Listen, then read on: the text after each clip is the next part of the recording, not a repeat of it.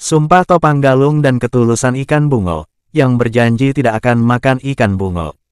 Dari sinilah asal mula orang Sumpang Bakahai tidak mengkonsumsi ikan jenis bungo tersebut. Baiklah, langsung saja masuk ke pembahasan mengenai Topang Galung dan ikan bungo ini.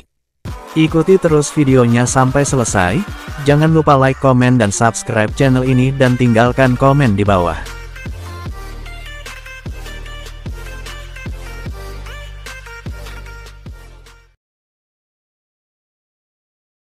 Di suatu provinsi Sulawesi Selatan, Kecamatan Sabang Paru, Kabupaten Wajo, terdapat sebuah desa yang bernama Sumpang Bakahai, yang letaknya tidak jauh dari kota Sengkang, yang dimana keturunan aslinya tidak mengonsumsi ikan berjenis bungo.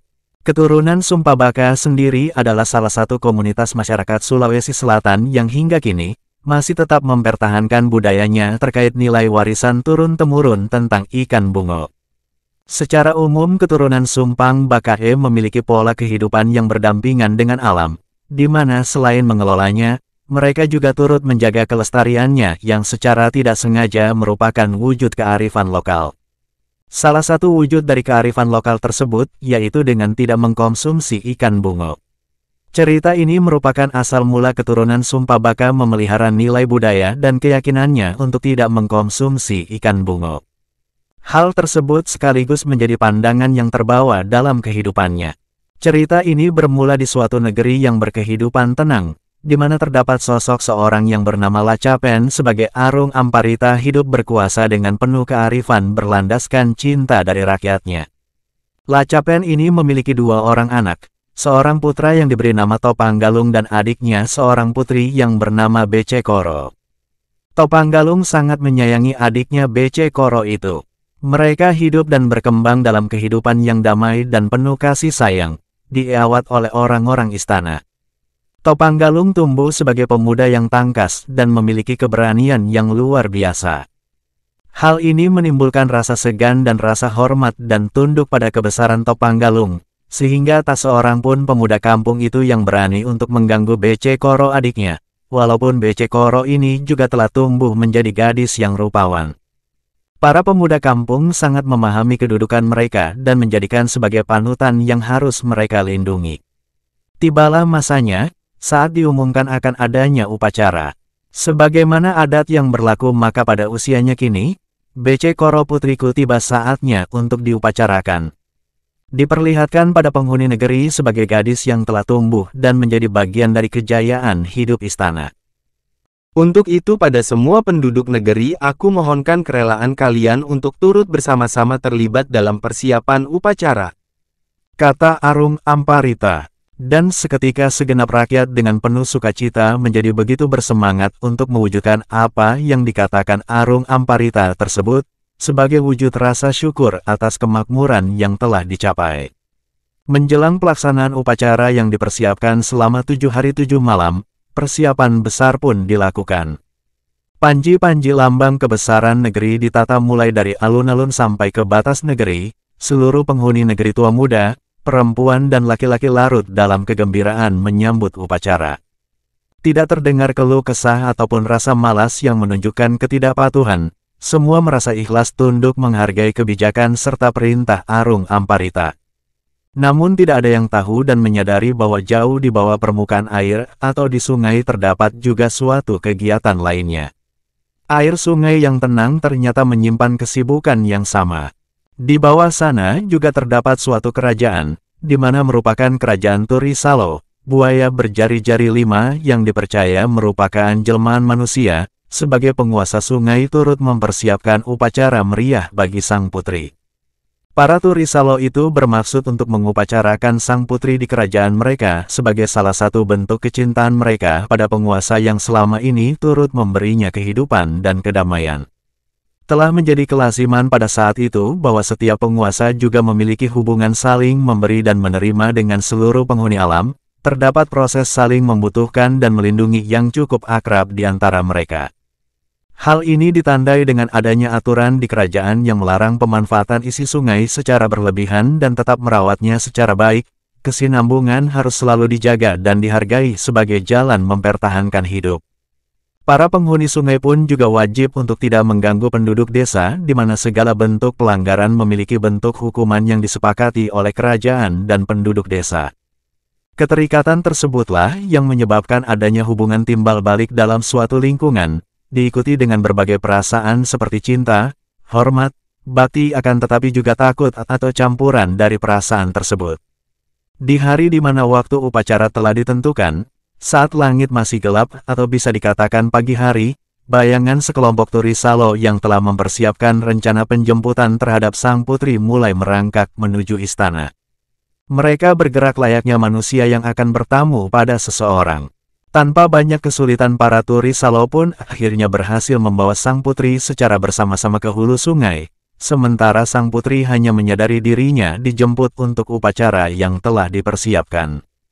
Sang putri dibawa menuju ke kerajaan Turi Salo diiringi kegembiraan para penghuni sungai. Berbagai jenis ikan turut bersorak menyaksikan kecantikan sang putri. Sementara itu tanpa rasa canggung sang putri menikmati perjalanannya di dunia lain yang tak pernah terbayangkan. Tak pernah terpikirkan olehnya suatu bentuk kehidupan yang teratur di dasar sungai. Para penghuni sungai layaknya suatu pemerintahan manusia yang memiliki fungsi masing-masing. Ada pengawal, penasehat serta rakyat yang sangat patuh terhadap kepemimpinan Turi Salo.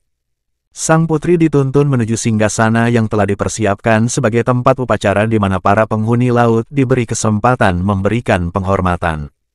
Betapa takjubnya sang putri menerima penghargaan tersebut, berjenis-jenis ikan mulai yang besar hingga yang paling kecil silih berganti bergerak mendekati kaki dan jemari sang putri dan dengan penuh kasih sang putri balas membelai para pengagumnya.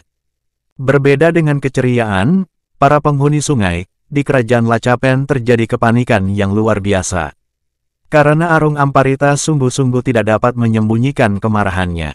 Para penghuni negeri diperintahkan mencari kemana dan apa penyebab hilangnya sang putri.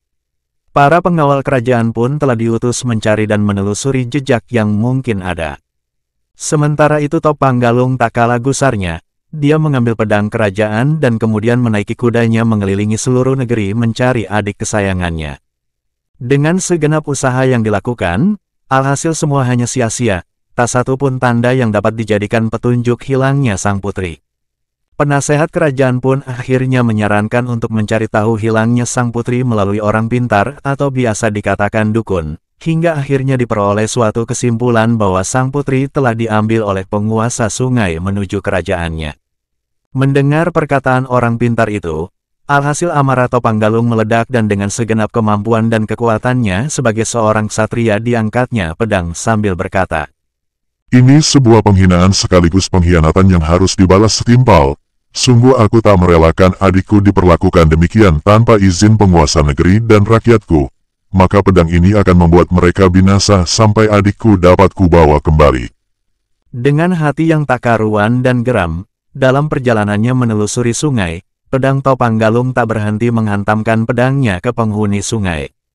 Para buaya yang terkenal ganas itu dikumpulkan dan dijejer satu persatu untuk ditanyai, dan ketika tak menemukan jawaban tentang keberadaan BC Koro adiknya, maka buaya-buaya itu pun dibunuh oleh Topang Galung. Akibat kekacauan tersebut, para penghuni sungai mencari tempat yang aman. Mereka berlari menjauh meninggalkan daerah kekuasaan Topang Galung untuk menghindari maut. Namun amarah Topang Galung tak bisa dibendung, sepanjang sungai yang dilaluinya menjadi arena maut bagi penghuninya.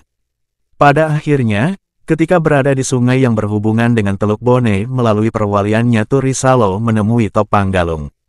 "Wahai tuanku, kami telah khilaf atas kegembiraan kami. Berhentilah membunuhi para penghuni sungai. Kami berjanji akan mengembalikan Putri BC Koro ke hadapan tuanku." Ucap perwalian dari Turi Salo tersebut. Topang Galung dengan menahan amarahnya memberi kesempatan pada Turi Salo itu dan berkata, "Ini adalah kesempatanmu, maka kembalikanlah adikku atau seluruh penghuni sungai Tiak akan mendapatkan kebebasan." Ucap seorang Topang Galung dengan nada mengancam kepada Turi Salo. Beberapa saat kemudian, turunlah utusan Turi Salo menjemput sang putri untuk dapat dikembalikan ke daratan. Sementara di dasar sungai, Walaupun telah ada kesepakatan penguasa sungai untuk mengembalikan sang putri, akan tetapi para penghuni sungai tak memiliki keberanian untuk mengantarkan sang putri sampai ke hadapan Topang Galung.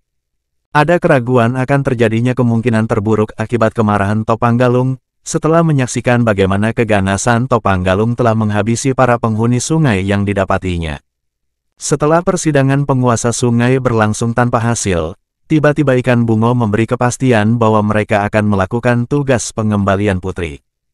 Baiklah, tugas ini memang penuh resiko, namun demi ketentraman penghuni sungai, kami akan melakukan pengembalian sang putri, semoga semua berjalan lancar. Perkataan Ikan Bungo ini melegakan penghuni sungai, sekaligus mengharapkan keputusan ini tidak menjadi bencana bagi Ikan Bungo sendiri. Persiapan pemulangan dilakukan dengan terlebih dahulu membalut tubuh sang putri dengan kerumunan Ikan Bungo, dan dengan satu komando, mereka bergerak menuju permukaan menemui Topang Galung. Di permukaan sungai Topang Galung menantikan kedatangan BC Koro, dan ketika sekumpulan Ikan Bungo menampakkan diri bersamaan dengan pemunculan sang putri, wajah Topang Galung berubah senang. Dan dengan sikap kesatria spontan didekatkannya pandangan pada Ikan Bungo dan dengan penuh hormat dielusnya Ikan Bungo, dan berkata, Hari ini telah kalian kembalikan martabat dan kedaulatan rakyat dan negeriku, maka aku sungguh gembira kalian melakukannya. Hari ini ku persaksikan pada langit dan bumi takkan ada dari keturunanku yang akan mencelakaimu. Kelak pun kalian terjaga, di mana apabila di antara anak cucuku ada yang menyentuh, menyakiti apalagi sampai memakan, maka mereka akan mendapat balasan yang setimpal dari para Turisalo. Setelah mendengarkan sumpah Topang Galung, Ikan Bungo menghormat meninggalkan Topang Galung dan BC Koro. Tak henti-hentinya Ikan Bungo bersyukur atas apa yang didengarnya. Setidaknya mereka mendapatkan keyakinan bahwa setiap kebaikan akan mendapat balasannya. Hal yang sama jika mereka melakukan sebaliknya dan hubungan ini bisa muncul pada wujud-wujud yang tidak selalu harus sama. Kemudian pada perkembangan selanjutnya, keturunan Topang Galung yang salah satunya bermukim di Sumpabaka, salah satu dusun di Kecamatan Sabang Paru, Kabupaten Wajo, Sulawesi Selatan, hingga kini masih menjaga sumpah leluhurnya, yang diyakini sebagai warisan nilai yang menjelaskan keterkaitan alam dan manusia, dengan tidak mengkonsumsi ikan bungo atau ikan beloso. Ikan ini walaupun telah berkurang, tapi masih dapat dijumpai di Danau Tempe, danau yang termasuk wilayah bagian Kabupaten Wajo, Sopeng dan Sidrap di Sulawesi Selatan. Itulah tadi asal mula kenapa orang Sumpabakae tidak mengkonsumsi ikan bungo. Sampai di sini dulu, dan terima kasih karena telah menonton. Jangan lupa subscribe dan tinggalkan komentar Anda di bawah.